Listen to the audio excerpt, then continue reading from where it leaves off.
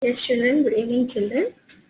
So as we have started our second lesson, that is matter around the sphere, but we have given only the introduction part as we have already explained. But once again, we can go to the recapitulation and we'll start with the new concepts which we are going to discuss today, plan to discuss today. Okay.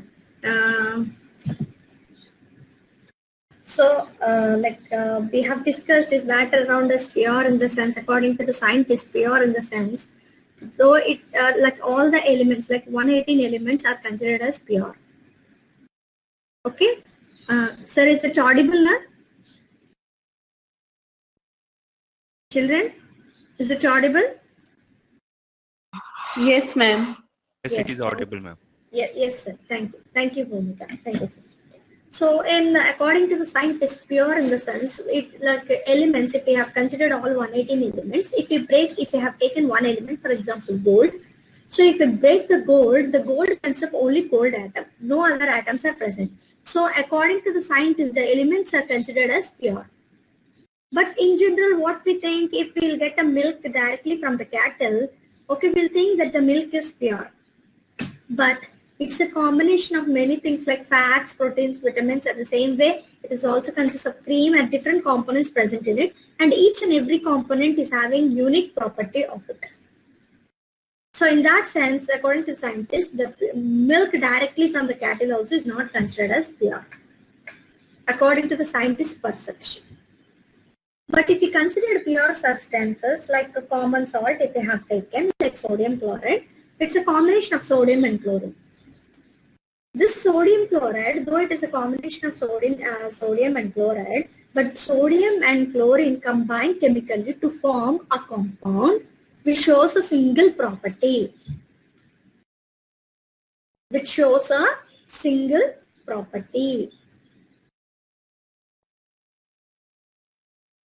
Understood? Understood? Understood or not?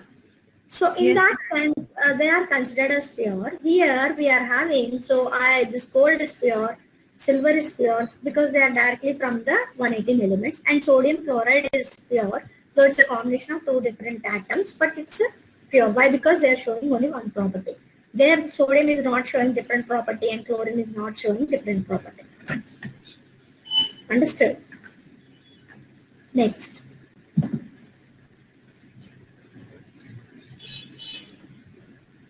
Yeah. So when we have gone the pure, elements comes under pure, compounds comes under pure, molecules also comes under pure. So other than pure, now we are going to deal with impure components. They are simply mixtures. Mixtures are nothing but it's a combination of two or more substances, whether they are elements or compounds or both, mixed together in a proportion. In any proportion, there is no fixed proportion. Do not undergo any chemical change, but it retains the characteristic that the resulting mass is called a mixture. For example, when I want to prepare a lemonade, so according to the flavor and according to the persons, to how many persons I'm going to serve, based on that I'll take the quantity. It doesn't depend upon the fixed ratio. So that's why it is called a simple mixture. But each and every component present in a mixture retains their properties. They are not formed into products and their properties are not fixed. They retain their property. They'll be having their own properties. They won't change their properties. And we can give one more example like alloys. Alloy is a combination of different metals or non-metals, whatever it is, in a percentage or in a proportions. Not a fixed proportion, it's in different proportions. So to enhance the characteristics of the metal, they'll undergo this alloying process. Understood, children? They'll undergo this alloying process. So alloy is also comes under mixture. So it is also not considered as pure, it's an impure. Whichever the components are categorized under mixtures, they are impure.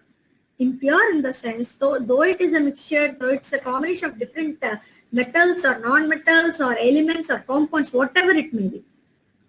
but their properties retains. They won't show a single property. Though it is mixed up in one particular substance, they shows individual properties. It comes under mixture. Mixture comes under impure. So now you understood what is pure substance and what is impure substance. Pure substances are nothing but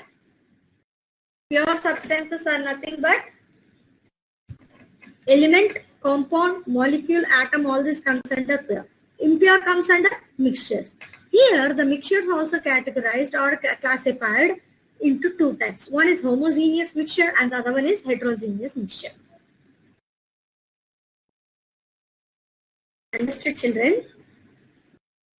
So when mixture comes under homogeneous in the sense, they completely resembles like a single phase. Single phase in the sense when salt is mixed up with water, when it is completely dissolved in water, we can't differentiate whether the salt is present in it or it's a combination of solution or a single or a unique phase. Single phase. We can't find two different phases or two different components present in it. Then it comes under homogeneous. What do you mean by heterogeneous? Heterogeneous, it's also a mixture. It doesn't require any proportions. The properties also retains. Same properties, both homogeneous and heterogeneous having similar properties. But when we see the heterogeneous solution, this heterogeneous solution shows different phases. We can easily, by the visual effect, visual appearance, we can easily identify that how many components are present in it.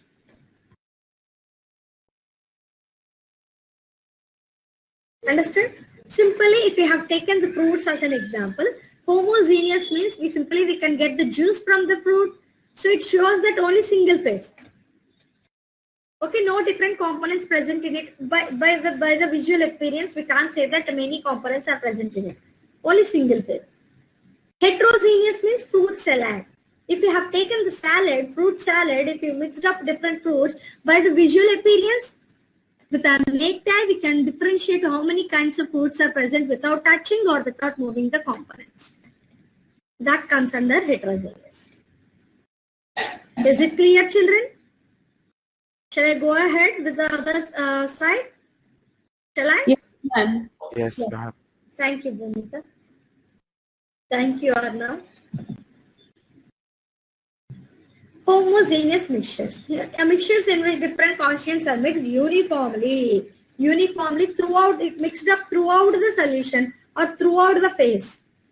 No different phases can be observed. It's called homogeneous. For example, alloy. Brass is a combination of zinc and copper. You can observe the zinc and copper present in it. It shows only one kind of colored phase or one kind of appearance of the like metal or alloy, whatever. We can't differentiate different metals present in it, though it's a combination of different metals. Understood? So at the same way here also mixture of water and milk. Mixture of water and milk. So we can't differentiate the quantity of water mixed up with milk. Understood? Next. As we have already discussed all this, na? Yeah? Bhumika and Arnav, Milan? Heterogeneous mixtures. So I have given the best example like fruit salad. A mixture in which various constituents are not mixed uniformly is called heterogeneous mixtures. So with our visual appearance or with with our naked eye, we can differentiate what kind of fruits are present within it. Because they are non-uniform. Though they are mixed, they are non-uniform. They are not completely mixed up. If we can prepare the juice, only single phase we can observe. No different phases. Separation of sulfur and iron. When I mix the sulfur and iron powder, or it's just a mixture, it doesn't require any proportion according to the quantity you can take it. When you have placed a magnet near to the mixture, definitely, because iron is a magnetic substance, so it easily attracts towards the magnet. And what will be the leftover, children? Sulfur.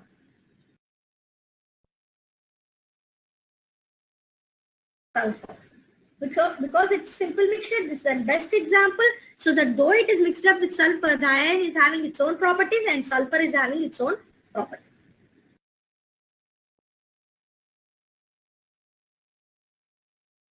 Any doubts? No, ma'am.